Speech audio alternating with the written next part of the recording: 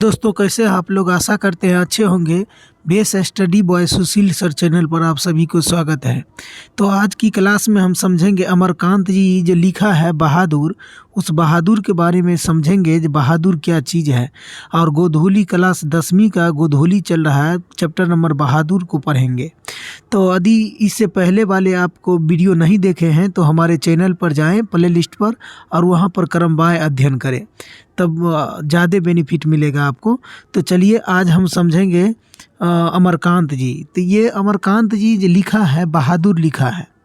यदि हम इसको इस प्रकार हम बोलेंगे तो बहादुर लोग अगर बहादुर लोग मरते हैं तो क्या होते हैं? वो अमर हो जाते हैं। एक छोटा ट्रिक के माध्यम से आप अपनाएं।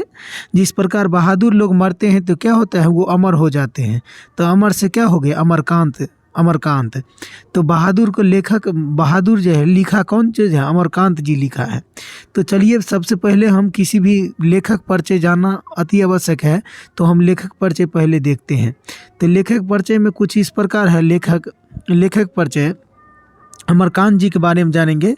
तो अमरकांत हिंदी के सशक्त कथाकार अमरकांत का जन्म 1925 ईस्वी में नागर बलिया उत्तर प्रदेश में हुआ था।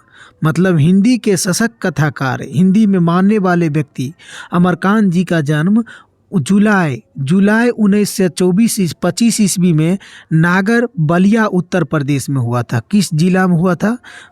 हम बलिया और नागर गांव था एक प्रकार, और उत्तर प्रदेश में इसको जन्म हुआ था। उन्होंने गवर्नमेंट हाई स्कूल बलिया से हाई स्कूल की शिक्षा पाई। मतलब हाँ, गवर्नमेंट हाई स्कूल जो जिसमें अमरकांत जी पढ़ते थे वो सरकारी कॉलेज था। सरकारी गवर्नमेंट हाई स्कूल बलिया से हाई स्कूल की शिक्षा प्राप्त की थी।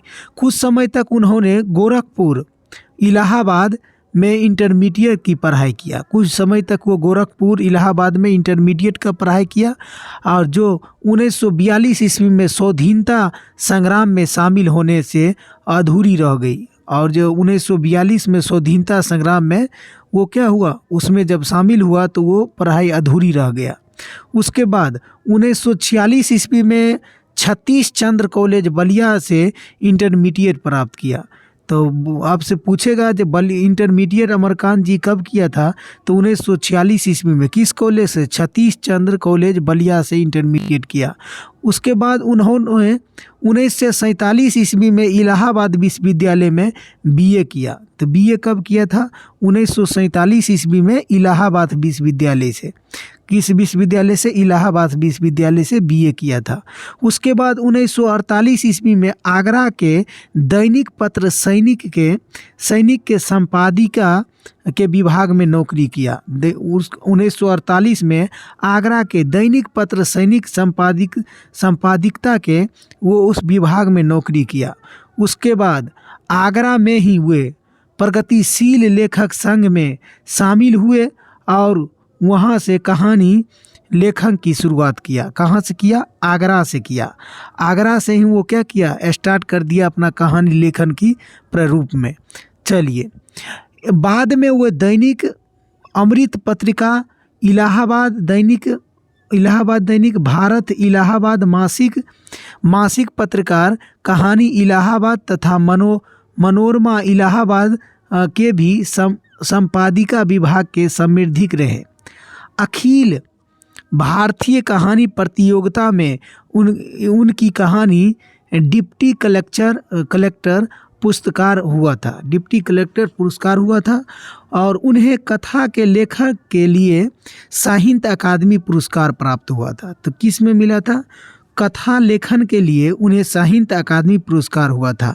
आज़ादी के बाद वे हिंदी कथा साहित्य के महत्वपूर्ण कथाकार अमरकांत की कहानी की मध्यवर्गीय विशेषकर निम्न मध्यवर्गीय जीवना अनुभवों को जीजीविसिया का बेहद प्रभावशाली एवं अंतरंगों चित्रण मिलता है।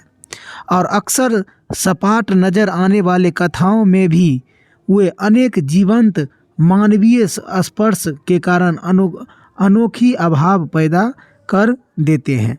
अमरकांत के व्यक्तित्व की तरह उनकी भाषा में भी एक खास किस्म के करकपन है और लोक जीवन के मुहावरों के और देशज शब्दों का प्रयोग से उनके भाषा में एक ऐसी चमक है जैसा कि जो पाठकों के निजी लोग में ले जाता है। मतलब उसके भाषा में ऐसी चमक है जो व्यक्ति को निजी लोग की तरह ले जाते हैं, इस प्रकार के उसको भाषा में चमक है। अमरकांत के कई कहानी संग्रह और उपन्यास है, कई कहानी संग्रह और उपन्यास है, जिसे हम उपन्यास बोलेंगे, जिसे हम बोलेंगे जिंदगी और जोंक, देश के लोग, मौत का नगर, मित्र का मिलन, कुहासा आदि। उसके कहानी संग्रह के बात करेंगे तो सूखा पत्ता और आकाश पक्षी, काले उजले दिन, सुखजीवी और बीच के दीवार, ग्राम सभिका आदि उपन्यास है। उन्होंने वानर सना हम इस प्रकार बोलेंगे, वानर सेना नामक एक बाल उपन्यास भी लिखा है, वानर सेना नामक बाल उपन्यास भी लिखा है। तो चलिए, ये सब उसको उपन्यास है, तो आपसे ये सब क्वेश्चन पूछा जाएगा, तो इस सब को खूब अच्छे से अध्ययन कीजिएगा।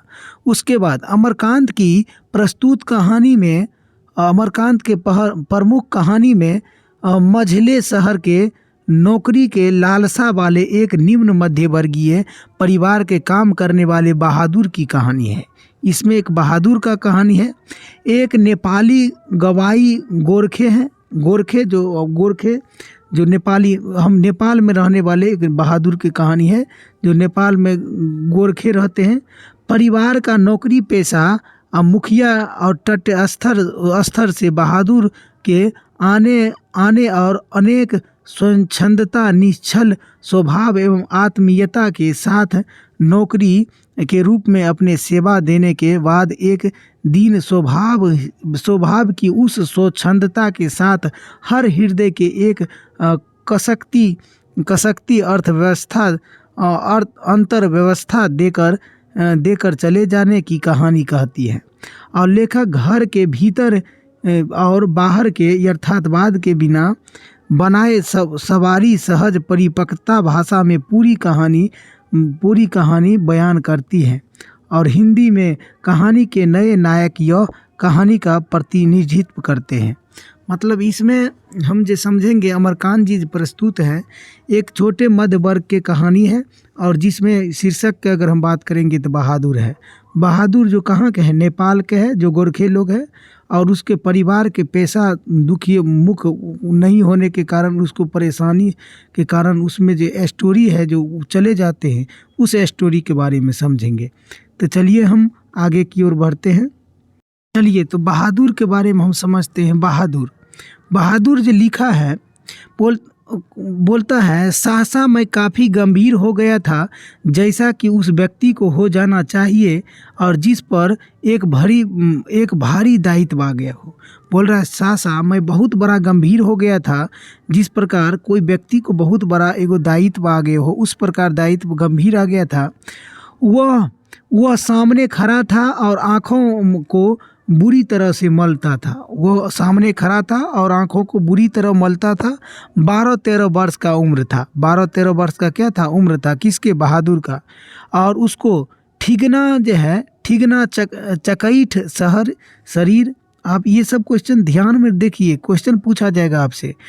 ठिगना चकैठ शरीर, गोरा रंग और चपटा मुंह, किसको है, बहादुर को। और वह सफ़ेद नेकर, आधी बाही सफ़ेद कमीज और भूरे रंग का पुराना जूता पहने था। उनके गले में एस्कोटों की तरह एक रुमाल बंधा था। जिस प्रकार रुमाल बांध लिया जाता है, उसी प्रकार एस्कोटों की तरह उसमें क्या था, रुमाल बंधा था। उसके घेर कर परिवार के अन्य लोग खड़ा था, और परिवार के जितने भी लोग हैं उसके घेर के खड़ा था।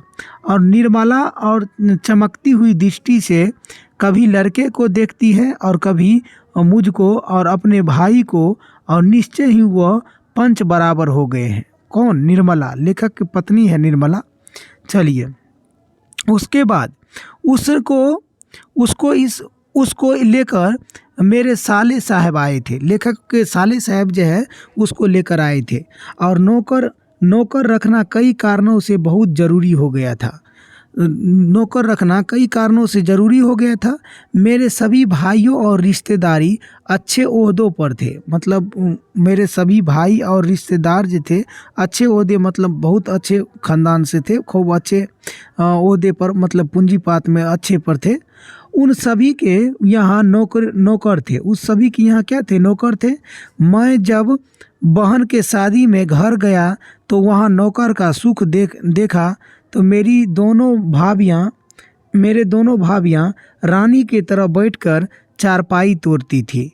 और जबकि निर्मला को सवेरे से ही लेकर रात तक फटना पड़ता था, उसमें बहुत फटना पड़ता था। मैं इससे से जल गया और इसके बाद नौकरी पर वापस आया तो निर्मला दोनों वक्त नौकर चाकर की माला जपने लगी। दोनों वक्त निर्मला क्या करती थी, वो नौकर चाकर के माला जपने लगती थी। उसकी तरह अभागी और सुखी दुखिया स्त्री और भी कोई इस दुनिया में नहीं होगी। उसकी तरह अभागी और दुखिया स्त्री और भी इस दुनिया में नहीं होगी। वे लोग दूसरे होते हैं जिसके भाग में नौकर का सुख होते हैं। वो बोलते हैं निर्मला, वे लोग दूसरे होते हैं जिकरा भाग में क्या होते हैं, नौकर का सुख होते हैं। पहले साले साहब ने असाधारण विस्तार से उसका किस्सा सुनाना पड़ा। और वह एक नेपाली था जिसका गांव नेपाल में था। तो अब नेपाल में था और बिहार के सीमा पर है। नेपाल और बिहार के सीमा में उसका बहादुर को क्या था, घर था।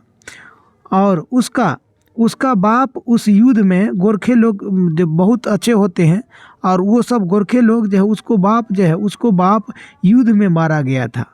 और उसके माँ सारे परिवार का भरण पोषण करती थी। उसके माँ जो है सारे परिवार को भरण पोषण करती थी। और माँ उसकी बड़ी गुस्सैल थी, माँ उसको बहुत बड़ा गुस्सैल थी। और उसकी बहुत मारती थी, किसको, बहादुर के। माँ चाहती थी कि लड़का घर के काम धाम में हाथ बटाए।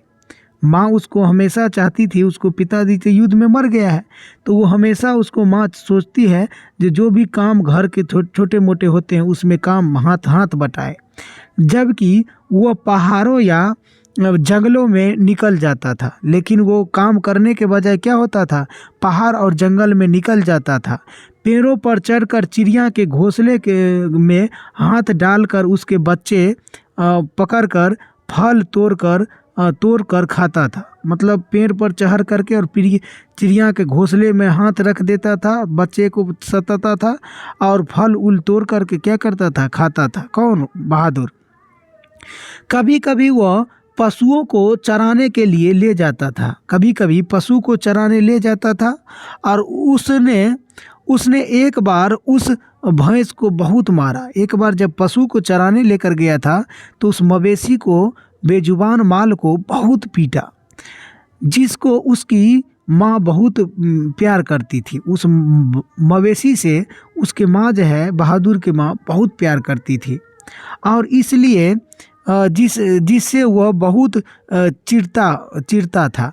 और मार खाकर भैंस भागी उसके माँ के पास चली गई, जो कुछ दूर पर एक खेत में काम कर रही थी। उसको माँ जो है दूर में एक खेत पर क्या कर रही थी, काम कर रही थी। और काम करने के बाद जब उस मवेशी को मारा बहादुर, तो मवेशी क्या हुआ, भागी माँ के पास आए और माँ का माथा ठन गया। मतलब गुस्सा से देखकर अब काल्पनिक अनुभव लगा लिया। बेचारे बेजुबान जानवर चरना छोड़कर क्यों भागा आएगा। वो उसको माँ सोचने लगी, बेचारा बेजुबान जानवर जो है वो चरना छोड़कर काहे मेरे पास आ जाएगी। जरूर लौंडे ने इसके काफ़ी मारा है। लौंडे किसको बोला गया है, ये बहादुर को बोला गया है। तो बोल रहा है जरूर लौंडे ने इसको काफ़ी मारा है। वह गुस्से से पागल हो गई, किसके, बहादुर के माँ। वो लड़का आया तो माँ ने भैं की मार का काल्पनिक अनुभव करके, काल्पनिक मतलब उसको काल्पनिक अनुभव कर लिया, जे जरूरी मतलब देखा नहीं था भैंस मारा या नहीं मारा, लेकिन काल्पनिक अनुभव करके वो एक डंडे से उसके दुगुनी पिटाई की। जितना मवेशी को मारा था उसको काल्पनिक अनुभव करके दुगुनी पिटाई की। उसको बड़ी कराहत हुआ, छोड़कर घर लौट आया। उसको वहीं पर मतलब जब मारते हैं तो कराहते नहीं हैं, तो कराहते छोड़ करके और घर लौट आए। लड़के का मन फट गया। किससे? अपना माँ से। माँ से लड़के को मन क्या हुआ? फट गया। फट गया फट गया। वह रात भर जंगल में छिपा रहा। रातों रात भर वो क्या हुआ? जंगल में छिपा रहा। और जब सवेरे होने को आया तो वह घर पहुंचा। सवेरे होने को आया तो क्या हुआ? वो घर पहुंचा और किसी तरह अंदर चोरी चुपके घुस गया। फिर वो सवेरे हुआ तो घर पहुंचा और चोरी चुपके घर घुस गया। और फिर उसने घी के हंडी के हाथ डालकर माँ के रखे रुपए में से 2 रुपये निकाल लिया। तो आपसे क्वेश्चन पूछेगा, जो माँ के हंडी में से खोखा कितने बहादुर कितने रुपए निकाला था? 2 रुपये निकाला था। अंत में 9 2 11 हो गया। 9 2 11 मतलब भाग गया।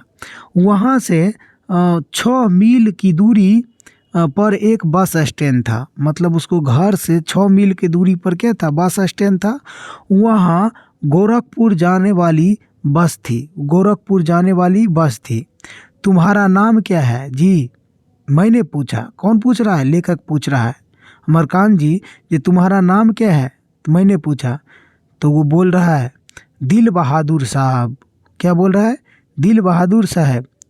उसके स्वर में एक मीठी झंझनाहट थी। मतलब उसको स्वर जो है, जो भाषा है, उसमें झंझनाहट था। मुझे ठीक ठीक याद नहीं है कि मैंने उसको क्या हिदायतें दी। मुझे ठीक ठीक याद नहीं है जो कौन उपदेश दिया, लेकिन शायद वह है कि वह शरारतें छोड़कर ढंग से काम करे और घर को अपना घर समझे। इस घर में नौकर चाकर की बहुत प्यार एवं इज्जत रखा जाता है। मतलब ये सोच करके उसको लाए, जो इस घर में नौकर चाकर को बहुत इज्जत किया जाता है।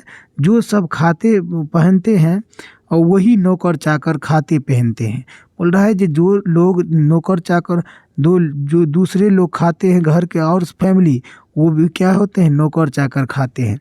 मगर अगर वह वहाँ रह गया तो ढंग सहूद सीख जाएगा। मतलब वो लेखक बोल रहा है कि अगर वहाँ रह जाएगा तो क्या होगा? ढंग सहूलियत सीख जाएगा। घर के और लड़के की तरह पढ़ा लिखा पढ़ लिख लेगा। घर के और लड़के जो पढ़ लिख रहा है वो भी पढ़ लिख लेगा और उसकी ज़िंदगी सुधर जाएगी। किसकी? बहादुर के। निर्मला ने उसी समय कुछ व्यवहारिक उपदेश दे डाला। इतना ही समय में निर्मला जो है, लेखक के पत्नी, कुछ व्यवहारिक उपदेश दे डाला। इस मोहल्ले में बहुत कुछ तुच्छ लोग रहते हैं। तुच्छ मतलब समझ सकते हैं आप लोग। तो तुच्छ लोग रहते हैं। वह न किसी के यहाँ जाए और न किसी के काम करे। मतलब उसको बहादुर को समझा रहा है कि इस मोहल्ले में बहुत तुच्छ लोग रहते हैं, जलनशील लोग रहते हैं, तो वो किसी के यहाँ जाए न और किसी को काम न करे। कोई बाजार से कुछ लाने के कहे तो अभी आता हूँ कहकर अंदर खिसक जाए और उसको घर के सभी लोगों के से सम्मान एवं तमीज से बोलना चाहिए। सभी लोगों को घर में सम्मान एवं तमीज से बोलना चाहिए। और भी बहुत से बातें हैं, और भी बहुत सा बातें हैं। अंत में निर्मला ने बहुत से उदारता पूर्वक लड़के के नाम में से दिल शब्द उड़ा दिया। तो और लड़के के नाम में से क्या हटा दिया? दिल सब हटा दिया। तो आपसे पूछेगा जो लड़के बहादुर के नाम में से दिल सब कौन उतार दिया था? तो आप बोलिएगा निर्मला ने उतार दिया था। तो अब दिल हट गया तो क्या हो गया? सिर्फ बहादुर हो गया। जो दिल बहादुर था, अगर दिल हट गया तो बहादुर हो गया। परंतु बहादुर बहुत ही हंसमुख और मेहनती निकला। लेकिन बहादुर बहुत हंसमुख और मेहनती निकला। उनकी वजह से कुछ दिनों तक हमारे घर में वैसे ही उत्साहपूर्वक वातावरण छाया रहा। वैसे ही उत्साहपूर्वक क्या हुआ, हमारे घर में वातावरण छाया रहा। लेकिन जैसे कि प्रथम बार तोता मैनी या पिल्ला पालने पर होता है, देखते हैं न, अगर मान लिया जाए, अगर नया तोता आन लिया जाए या पिल्ला, कहीं कुत्ता का बच्चा जिसे हम पिल्ला कहते हैं, वो सब आन लिया जाए, तो घर में बहुत सारे लोग उस पर क्या होता है, जमा जुट हो जाते हैं और नए उसको मानदान होता है बहुत सा। उसी प्रकार जैसे कि प्रथम तोता मैना और पिल्ला पालने पर होता है, सवेरे सवेरे ही मोहल्ले के छोटे लड़के घर के अंदर आकर खड़े हो जाते और उसके देखकर हंसते और तरह तरह के प्रश्न करते। किसके देखकर? खोखा के देखकर। ए तू लोग छिपकली को क्या कहते हो? ए तुमने शेर को देखा है? ऐसे ही बात होते हैं, ऐसे ही बातें हैं। उससे पहाड़ी गाने की फरमाइश की जाती थी। किससे? बहादुर से। और घर के लोग भी उससे इसी प्रकार का छेड़खानियाँ करते रहते थे। वह जितना उत्तर देता था उससे अधिक हंसता था, जितना उत्तर देता था उससे अधिक हंसता था। उसको उसके खाने और नाश्ते की बड़ी फिक्र रहते थे, खाने और नाश्ते की बहुत बड़ा फिक्र रहते थे। निर्मला आंगन में खड़ी होकर पड़ोसियों को सुनाई करती थी। एकदम अपना पड़ोसी जो है निर्मला, औरत की बात आप लोग समझते हैं, वो पड़ोसी को सुनाती है, जब बहादुर आकर नाश्ता क्यों नहीं कर लेते हो? मैं दूसरी औरत की तरह नहीं हूँ जो नाश्ता नौकर चाकर के जलाती और भूनती हैं। मतलब निर्मला बोल रहा है, जे बहादुर तू आकर नाश्ता उस्ता क्यों नहीं कर लेते हैं? हम दूसरी औरत की तरह नहीं है जो जलाती भुनाती हूँ। मैं तो नौकर चाकर को अपने बच्चे की तरह रखता हूँ। बोल रहा है, मैं नौकर चाकर को अपने बच्चे की तरह रखता हूँ। उन्होंने तो साफ साफ कह दिया है कि 100-150 महीनेवारी उस पर भले ही खर्च हो जाए, लेकिन पर उसको तकलीफ उसको जरा भी नहीं होनी चाहिए। कौन बोल रहा है? निर्मला बोल रहा है। एक लेकर कमीज तो उसी रोज लाया थे। जिस दिन आए थे उस दिन एक लेकर कमीज लाए थे। और भी कपड़े बन रहे हैं। और धीरे धीरे वह घर के सारे काम करने लगा। कौन? बहादुर। सवेरे ही उठकर वह बाहर नीम की पेड़ से दातून तोड़ लाता था और वह हाथ का सहारा लिए बिना कुछ दूरी तक तने का दौड़ता हुआ चल जाता और मिनटों भर हुए पेड़ की पुतली पर नजर आता था। निर्मला छाती पीटकर कहती थी, अरे रीछ बंदर की जात, कहीं गिर जाए तो बहुत बुरा होगा। ये बात कौन बोल रहा है? निर्मला ने बोल रहा है। कौन बोल रहा है? निर्मला ने। वह घर के सफाई करता है, कमरे को पोछा लगाता है। कौन? बहादुर लगता है उंगली जलाती है और चाय बनाता और पिलाता है। दोपहर में कपड़े धोता है और बर्तन मलता है। वह रसोई बनाने की भी जिक्र करता रहता है, पर निर्मला स्वयं सब्जी और रोटी बनाती है। मतलब घर में हर एक सारे काम वो क्या करते हैं, लेकिन घर में रसोई बनाने के काम निर्मला करती हैं। निर्मला को उसकी बहुत फिक्र रहती थी। निर्मला को उसकी बहुत फिक्र रहती थी। बहादुर को उसकी उस दिनों की तबीयत ठीक नहीं रहती थी, तो इसलिए वह कुछ दवा ले रही थी और बहादुर उसको कोई काम करने देखकर कहता था। क्या कहता था? माता जी मेहनत न करो, तबीयत बढ़ जाएगा। वह कोई भी काम करता होता, समय होने पर वह हाथ धोकर भालू की तरह दौड़ता हुआ कमरे में जाता और दवाओं का डिब्बा निर्मला के सामने लाकर रख देता।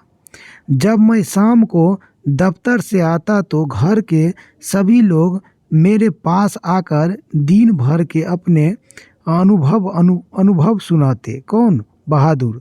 बोलते, बाद में जो भी आता है वह एक बार मेरे ओर देखकर सिर झुका लेता है और धीरे मुस्कुराने लगता है। वह कोई बहुत ही मामूली घटना के रिपोर्ट देता है। बोलता है, बाबूजी, बहन जी का सहेली आया था। हाँ बाबूजी, भैया सिनेमा गया है था। इसके बाद वह इस तरह हंसने लगता था। इतना बात बोलकर हंसने लगता था। कौन हंसने लगता था? बहादुर। उसके बाद गोया बहुत ही मज़ेदार बात कर दी है और उसकी हंसी बड़ी कोमल एवं मीठी थी, जैसे फूल के पंखुड़ी बिखर गई हो।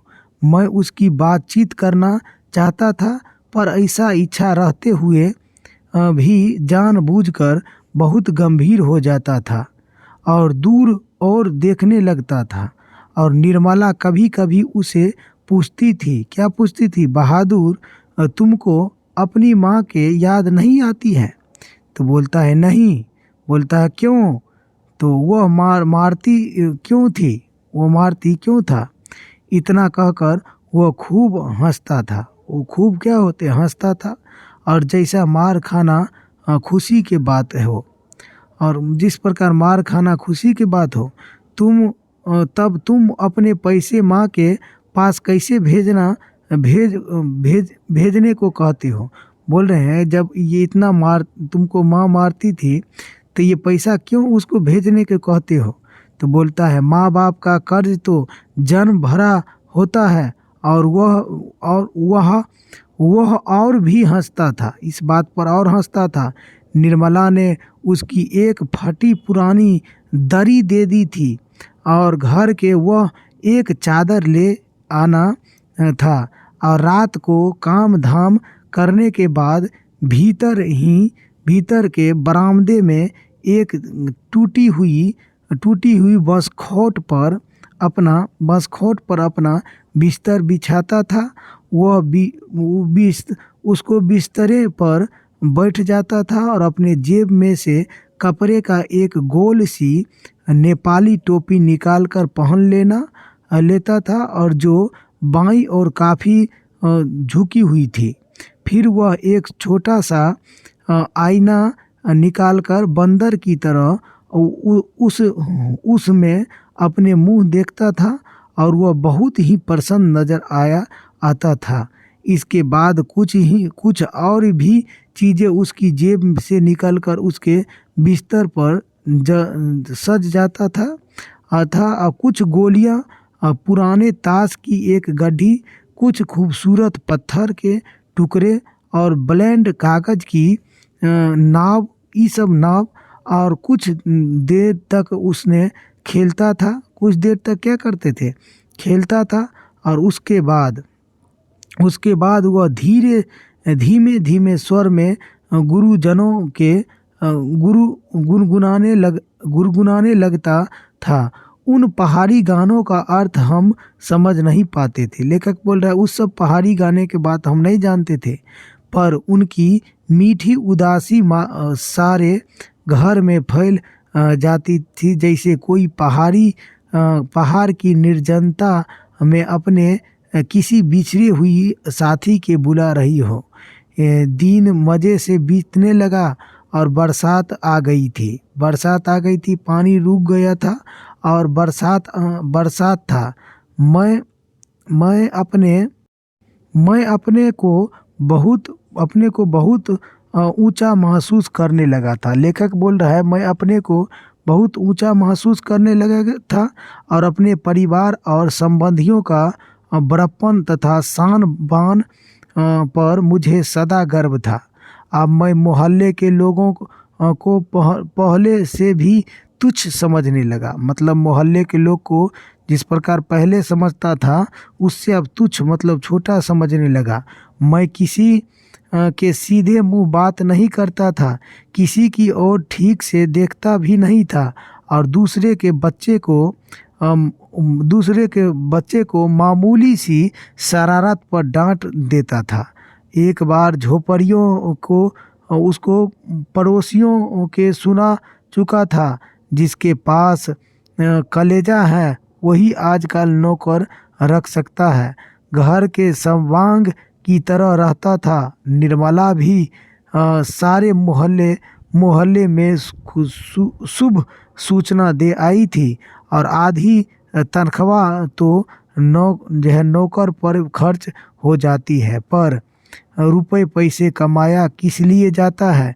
और वे तो कई बार कह ही चुके थे कि तुम्हारे लिए दुनिया के किसी कोने में नौकर जरूर लाऊंगा, और यही हुआ। और निस्संदेह बहादुर की वजह से सबको खुश आराम मिल रहा था। बहादुर के वजह से सबको क्या खुशी और आराम मिल रहा था। लेकिन घर के खूब साफ और चिकना रहता था। कपड़े चमकता सफ़ेद। निर्मला की तबीयत भी काफ़ी सुधर गई थी। अब कोई एक खर भी न टसकाता था। कौन? निर्मला। और किसी को मामूली काम करना होता तो बहादुर को आवाज़ देता था। मतलब छोटे से छोटे काम के लिए अब क्या हो गया है, बहादुर को बोलता था। और बहादुर एक गिलास पानी लाओ, बहादुर पेंसिल के नीचे गिरी है उठाना। और इसी तरह का फरमाइश बहादुर घर में एक फिरकी की तरह नाचते रहती थी। फिरकी की तरह, जिस प्रकार इधर से उधर गया। सभी रात में पहले से ही सो जाते थे और सवेरे 8 बजे के पहले न उठते थे। मेरा बड़ा लड़का किशोर काफ़ी शान शौकत से रोब दाब से रहने का कायल था, और उसने बहादुर को अपने कड़ी अनुभव में रखने की आवश्यकता महसूस कर ली थी। फलतः उसने अपने सभी काम बहादुर को सौंप दिया। मतलब जितने भी काम है वो बहादुर को सौंप दिया। और जितने भी काम था वो क्या किया, बहादुर को सौंप दिया। और जब सवेरे होते हैं, सवेरे उसके जूते में पॉलिश लगाना चाहिए। कॉलेज जाने के ठीक पहले साइकिल की सफाई जरूरी थी। रोज ही उसके कपड़े की धुलाई और इस्त्री होनी चाहिए। और रात में सोने समय वो नित्य बहादुर को अपने शरीर के मालिश करवाता था और मुक्की भी लगवाता था।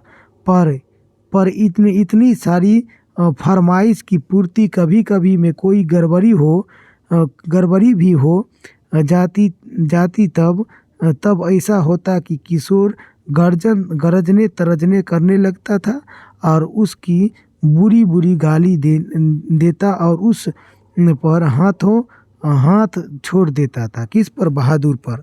मार खाकर बहादुर एक कोने में खड़ा हो जाता था और चुपचाप देर हुए किशोर चेतावनी देता था, मेरा काम सबसे पहले होनी चाहिए। अगर एक काम भी छूटा तो मारते हुलिया टाइट कर दूंगा। साला काम चोर करता है क्या तू, बैठे खाता है। किसको बोल रहा है? अब उसको बहादुर को अब समझ जाइए, जब एक दुश्मन पैदा हो गया जिसको नाम है किशोर, और इसके वजह से अब उसको हमेशा क्या हुआ, दिक्कत होने लगा। उसके बाद जो है रोज ही कोई ना कोई बात होने लगा। अब धीरे धीरे क्या हुआ, कोई न कोई बात होने लगा और जिनकी रिपोर्ट पत्नी मुझे देती थी, लेखक बोल रहा है जिनकी रिपोर्ट मुझे पत्नी देती थी और मैंने किशोर को भी मना किया, वह नहीं माना तो मैंने सोचकर छोड़ दिया कि थोड़ी बहुत सी यह चलती रहती है। फिर एक हाथ से ताली कहाँ बजती है। बहादुर भी बदमाशी करता होगा। एक दिन जब मैं दफ्तर से आया तो मैंने किशोर को एक डंडे से बहादुर को पिटाई करते हुए देखा। निर्मला कुछ दूरी पर खड़ी होकर और हाँ हाँ करती थी। क्या करते? हाँ हाँ करती थी और कर रही थी हुई मना कर रही थी। और किशोर डंडा कर अलग किया और कारण यह था कि शाम को साइकिल की सफाई करना भूल गया था। शाम को जो साइकिल की सफाई होता था वो भूल गया। किशोर ने उसको मारा तथा गालियां भी दिया, मारा और गालियां दिया। और उसने उसका काम करने से ही इनकार कर दिया। उसको काम करने से ही क्या किया? इनकार कर दिया। तुम साइकिल साफ क्यों नहीं करते हो? मैंने उसको कड़ाई से पूछा। बाबूजी, भैया ने मेरा बाप को क्यों लाकर खड़ा कर दिया? कौन बोल रहा है? बहादुर। वह रोते हुए बोला, जब मैं जानता था कि किशोर उसके और भी भद्दी गाली देता था, लेकिन आज उससे सुअर का बच्चा कहा। बोल रहा है उससे भी सुअर का बच्चा कहा, जो उसको बर्दाश्त में नहीं हुआ और निसंदेह हुआ गाली उसके बाप पर पड़ता था। और मुझे कुछ हंसी आ गया, लेकिन खैर किशोर के व्यवहार को अच्छा नहीं कहा जा सकता था। और पर वो गृह स्वामी मतलब घर का स्वामी होने के कारण मुझ पर कुछ और गंभीर दायित्व भी थे। मैंने उसे समझाया, बहादुर, ये आदत ठीक नहीं है। तुम ठीक से काम करो तो तुमको कोई भी कुछ नहीं करेगा। मेहनत बहुत अच्छी चीज़ है।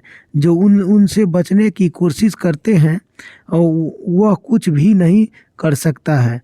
रूठना फूलना मुझे सख्त नापसंद है। मतलब ये बोल रहा है जे बहादुर अब क्या करेगा? अब तो गलती तो है ही है, लेकिन वो गृह स्वामी है तो उसको कुछ थोड़े कहेगा। वो बोल रहा है जे बहादुर, जो हुआ सो हुआ, जो काम है वो अपना मेहनत करो। मेहनत करने से छिपेगा तो बहुत दिक्कत होगा। उसके बाद मुझे नापसंद था। तुम तो घर के लड़के की तरह हो और घर के लिए लड़के मार नहीं खाते हैं। घर के लड़के मार नहीं खाते हैं। तुमको किस सुख आराम से रखते हैं और वह कोई क्या रखेगा? जाकर दूसरे घरों में देखो तो पता लगेगा। नौकर चाकर भरपेट भोजन के लिए तरसते रहते हैं। चलो, सब खत्म हुआ, अब काम करो। बोल रहा है उसको वो आए लेखक तो उसको समझा दिया जे अब दूसरे घर में जाकर देखो नौकर चाकर को क्या किया जाता है, मेरे घर में देखो। उसके बाद वह चुपचाप सुनता रहा, फिर हाथ मुंह पोंछकर काम करने लगा। जल्दी वह प्रसन्न भी हो गया। जल्दी मतलब बहुत जल्दी वो प्रसन्न भी हो गया। रात में सोते समय वह अपने टोपी पहनकर देर तक गाता रहा। और लेकिन कुछ दिनों बाद एक बार फिर गड़बड़ी शुरू हो गया। निर्मला बहुत पतली पतली रोटी सेकती थी और इसलिए वह रोटी बनाने का काम कभी भी बहादुर को नहीं देती थी। लेकिन मोहल्ले की किसी औरत ने उसे सिखा दिया कि परिवार के लिए रोटी बनाने के बाद वह बहादुर से कहे कि वह अपने रोटी खुद सेक लिया करे। मतलब कोई औरत ने बताया जब परिवार के रोटी निर्मला को सेक लेने के बाद वो उसको बोले, किसको?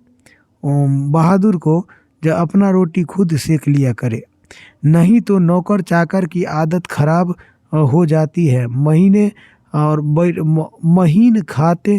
खाने से उसकी आदत बिगड़ जाती है। मतलब निर्मला का उसको पड़ोसी एक बोला जे तुम अपना रोटी सेक लिया करो अपना ले, लेकिन नौकर चाकर को अपने बोलो अपने सेक करके खाने के लिए, अपने पका कर खाने के लिए।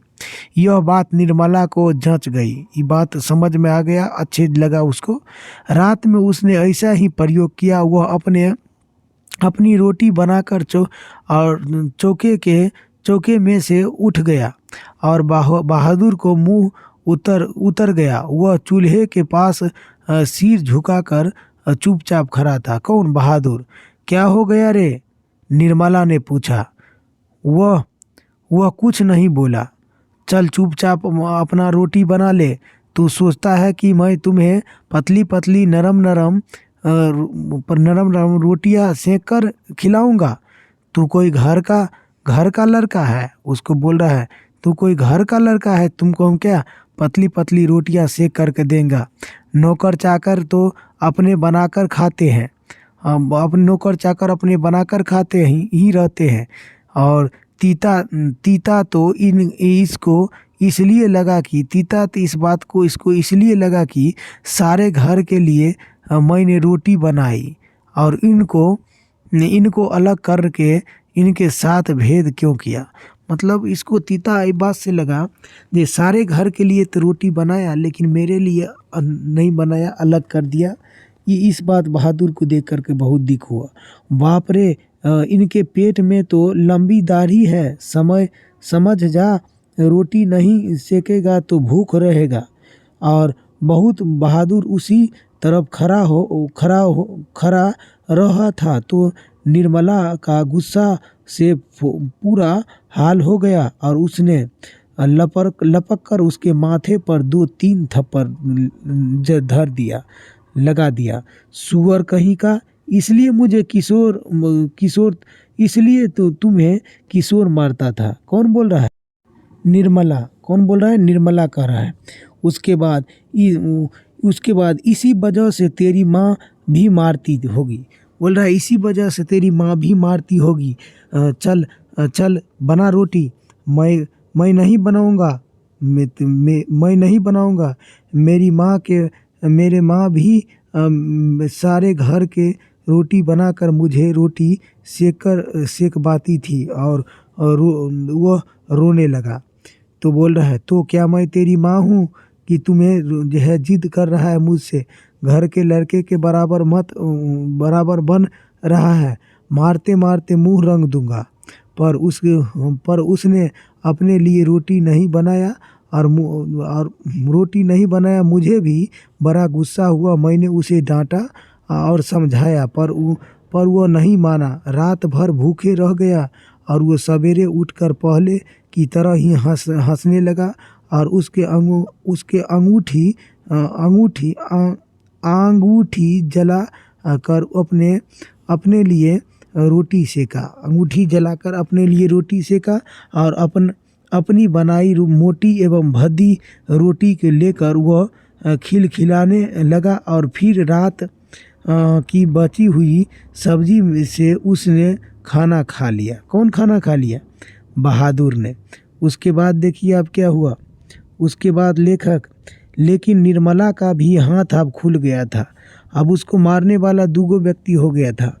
एगो उसको बेटा जो बोलते हैं गिरधर हम बोल रहे हैं। एगो उसको लड़का हो गया और एगो निर्मला हो गया। उसके बाद निर्मला देखकर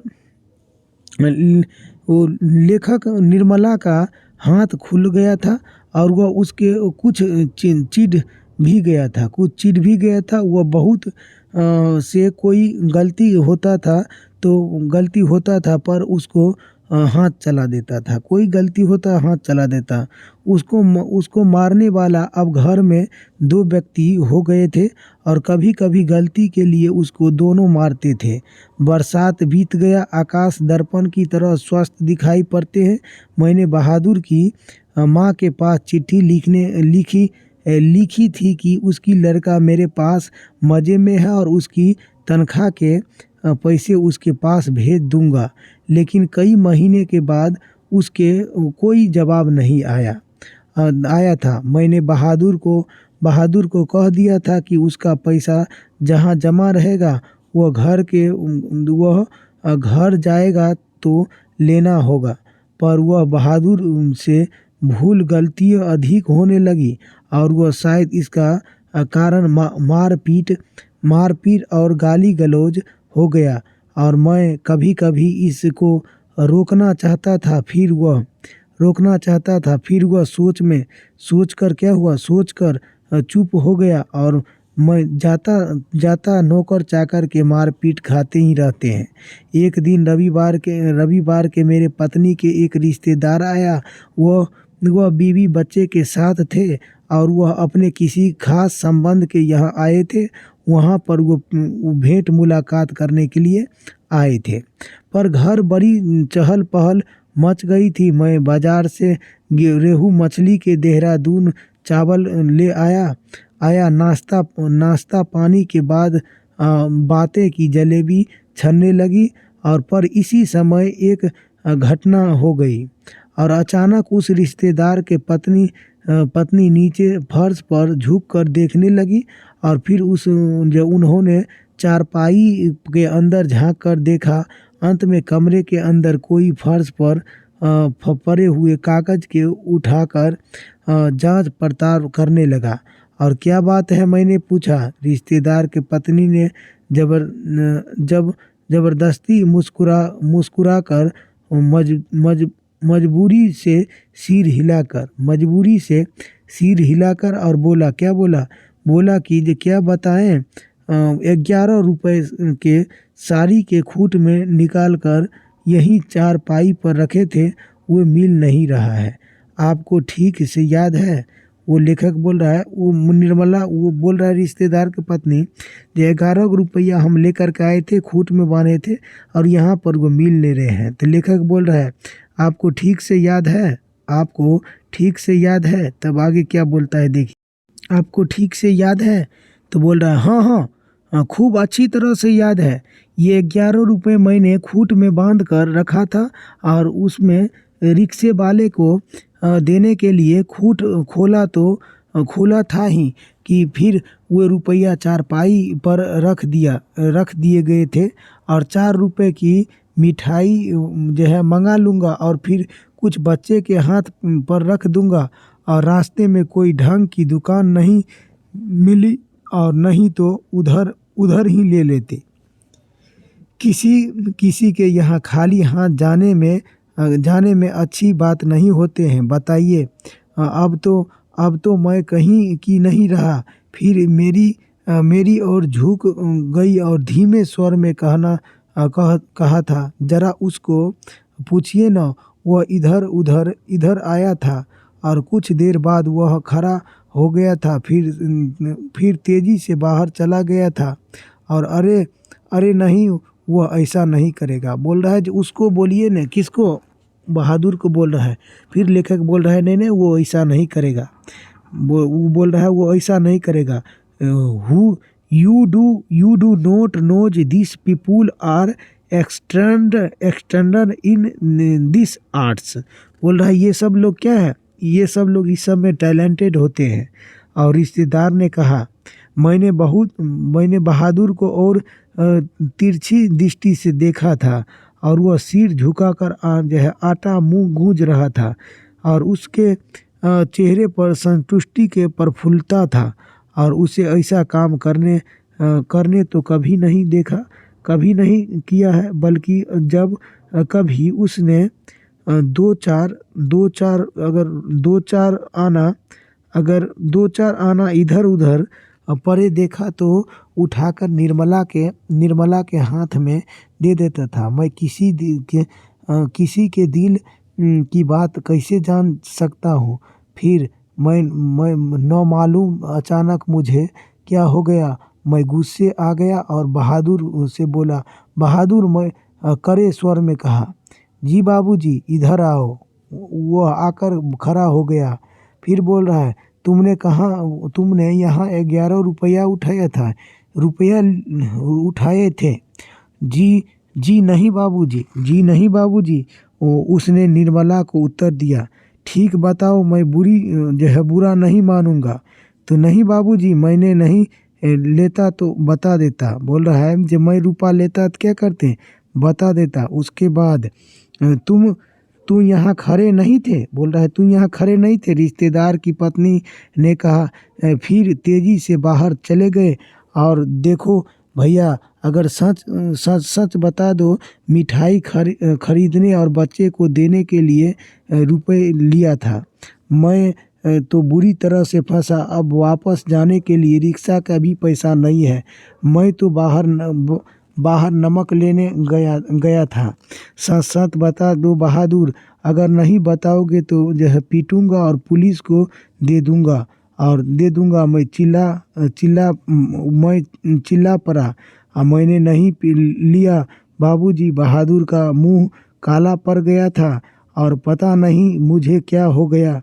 मैंने सहसा उछलकर उसके गाल पर एक दो चमेटा धर दिया और मैं आशा कर रहा था कि ऐसा करने से वह बता देगा।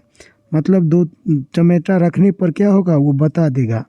तनाव खाकर गिरता गिरता बचा और उसकी आंख में आंसू गिरने लगा और मैं नहीं लिया। फिर वो आंख में आंसू गिरते हुए भी बोल रहा है कि मैं नहीं लिया। इसी समय रिश्तेदार साहब ने एक अजीब हरकत की और इच्छा छोड़िए, इसके पुलिस के पास ले जाता हो। इतना कहकर उन्होंने बहादुर को हाथ पकड़ लिया और उसके दरवाजे की जो और खींच कर ले गया और दरवाजे पर पास उसके धीरे से बोला, देखो तुम मुझे बता दो, मैं कुछ नहीं करूँगा बल्कि उसके इनाम दे दूँ, 2 रुपया दूंगा, 2 रुपये दूंगा। वह बहादुर ने इन पर इनकार कर दिया और इसके बाद रिश्तेदार साहब 2-3 बार उसके दरवाजे की ओर खींच कर ले गया और जैसे पुलिस को देने की जा रही थी तो लेकिन आगे चलकर वह रुक जाते थे और उसके धीरे धीरे शब्दों से पूछताछ जो है करने लगते थे। अंत में हार कर उन्होंने उसको छोड़ दिया और वापस जाकर चारपाई पर बैठते हुए हंसकर बोला, जाने दीजिए, ये सब बड़ी घाघ होते हैं और किसी जो है झाड़ी बाड़ी में छिपा दिया होगा। बोल रहा है ये सब बहुत घाघ होते हैं, घटंगर होते हैं जिसको बोलते हैं। किसी बाड़ी ताड़ी में क्या किया होगा, छिपा दिया होगा और जमीन में गाड़ दिया होगा। मैं तो इस सबों को खूब जानता हूँ। भालू बंदर से कम थोड़े होते हैं और चाहता इतना नुकसान लिखा था। बोल रहा है वो ही इतना नुकसान लिखा था। इसके बाद निर्मला ने भी उसको डराया और धमकाया और 2-4 जो है तमाचे जड़ दिया, पर वह नहीं करता था। इस घटना के बाद बहादुर काफ़ी डांट फटकार खाने लगा और घर के सभी लोग उसके कुत्ते की तरह जो है दुराते रहते थे और किशोर तो जैसे उसकी जान के पीछे पड़ गया था। वह उदास रहने लगा और काम के तलाश में लापरवाही करने लगा। एक दिन दफ्तर में विलंब हो गया था। निर्मला आंगन में चुपचाप सिर पर हाथ रखा था और बैठा था। उसके लड़का का पता नहीं, केवल लड़की अपनी माँ के पास खड़ी थी और अंगूठी अभी नहीं जली थी और आंगन गंदा पड़ा था। बर्तन जो है बिना मले हुए रखा था। सारा घर जैसे जो है काट रहा था। क्या बात है, मैंने पूछा। लेखक बोल रहा है बहादुर भाग गया। अंत में बोल रहा है बहादुर भाग गया। क्यों पता नहीं, आज तो कुछ हुआ भी नहीं था। सवेरे से ही वो बड़ा प्रसन्न था। हमेशा माताजी पिताजी जो है किए रहता था। दोपहर में खाना खाया और उसके बाद आंगन के सील पट्टा जिसको हम बात करेंगे सिल्ला लढ़ी, इस पर उसी को बोला गया सील पट्टा लेकर जो है बरामदे से रखने जा रहा था। फिर वो सील हाथों से छूट गया और गिर गया तो वो टूट गया और शायद इसी डर से वह भाग गया था। बोल रहा है जो सिल्ला लोढ़ी जिसको बोलते हैं सील के पट्टा, वो लेकर जा रहा था, शायद वहीं में गिर गया, लगता है वही कारण से वो क्या हुआ, भाग गया। अब देखो ना, उसके बाद जहाँ भाग गया, पर इसके लिए तो उसके थोड़ी कुछ करती है। बोल रहा है एकरा इसके लिए डर से भाग गया, तो इसके लिए हम थोड़े उसको कुछ करते हैं, क्या बताएं मेरे की जो है किस्मत में क्या आराम नहीं है। वो निर्मला बोल रही है, जब वो था तो उसको कितना सता रही थी, अब बोल रही है जो अब मेरे किस्मत में आराम नहीं है। बकलोल कुछ नहीं कुछ ले गया, और यह तो अफसोस है कि कोई भी उसको असमान नहीं ले गया, और उसके कपड़े, उसका बिस्तर और उसके जूते सभी छोड़ दिया। बोल रहा है कोई चीज़ नहीं ले गया, उसके जूते कपड़े सब चीज़ यहीं पर है। पता नहीं उसमें हमें क्या जो है क्या समझा। अगर वह कहता तो उसे जो है रोकती थोड़ी। बोल रहा है अगर वो कहता तो उधे थोड़े रोकते, बल्कि उसके खूब अच्छी तरह से पहना ओढ़ा कर क्या करते थे, भेजती पहना ओढ़ा कर क्या करते भेजती, और हाथ में उसके तनख्वाह धरा देती। बोल रहे अगर वो कहते तो हम उसको हाथ में क्या करते, हाथ में तनख्वाह धरा देती।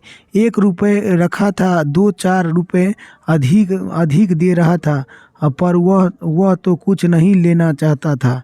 और 11 रुपये क्या था, बोल रहा वो 11 रुपये जो लिया था वो क्या था, तो अबे वह सब झूठ था।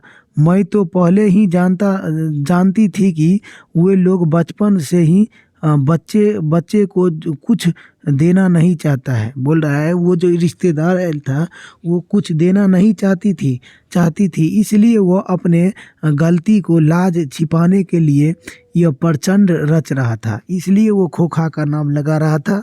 उस लोगों को तो क्या मैं जानती नहीं हूँ, कभी उसके रुपए रास्ते में गुम हो जाते हैं, कभी उसको गलती से घर पर छोड़ आते हैं, और मेरे कलेजा में सो तो ऐसे कुछ है सौंड रहा है। किशोर को भी बड़ा अफसोस हो रहा है, और सारा शहर छान मारा। कौन? किशोर लेखक के लड़का है। सारा शहर छान मारा है, पर बहू बहादुर नहीं मिला। किशोर आकर कहने लगा कि अम्मा एक बार अभी भी अगर बहादुर आ जाए तो मैं उसको पकड़ लेता और कभी जाने नहीं देता, उससे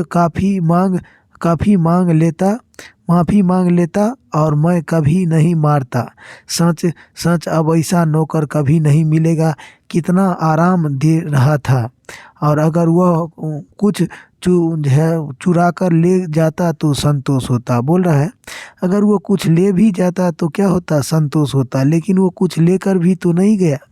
निर्मला आँखों का आंचल रख कर रोने लगा, और मुझे बड़ा क्रोध आया, और वो चिल्लाना चाहता था, पर भीतर ही भीतर कलेजा जैसे फट गया। कौन? वो लेखक को बहादुर को जाने से मैं बड़ी चारपाई पर सिर झुकाकर बैठ गया, और मुझे एक अजीब सा उसको लघुता का अनुभव होने लगा। यदि मैं न मारता तो शायद वह नहीं जाता। मैंने आंगन में नज़र डालता, एक और स्टूल पर उसकी बिस्तर पर रखा था, अलगनी पर उसके कपड़े टंगे थे। स्टूल के नीचे एक भूरा जूता था, और जो मेरे साले साहब के लड़के का था। और मैं उठकर अलगनी के पास गया और उसके नेकर की जेब में हाथ डालकर उसके सामने निकालने लगा, तो वह गोलियां, पुरानी ताश के गड्डी, खूबसूरत पत्थर, ब्लैंक कागज के नाप, ये सब वहाँ पर पड़े थे। कौन? वो बहादुर की जेब में पड़े थे। तो चलिए आज के लिए आज ये स्टोरी इतना ही ख़त्म हुआ। तो यदि हमारे वीडियो आप सभी को अच्छा लगता है तो हमारे वीडियो को सब्सक्राइब कर दें, जो आगे वीडियो बनाने में मोटिवेशन हो। और इसके बाद हम इसको ऑब्जेक्टिव क्वेश्चन लाएंगे, उसके बाद सब्जेक्टिव क्वेश्चन लाएंगे, उसके बाद हम नेक्स्ट चैप्टर की ओर बढ़ेंगे। चलिए आज के लिए इतना ही। जय हिंद।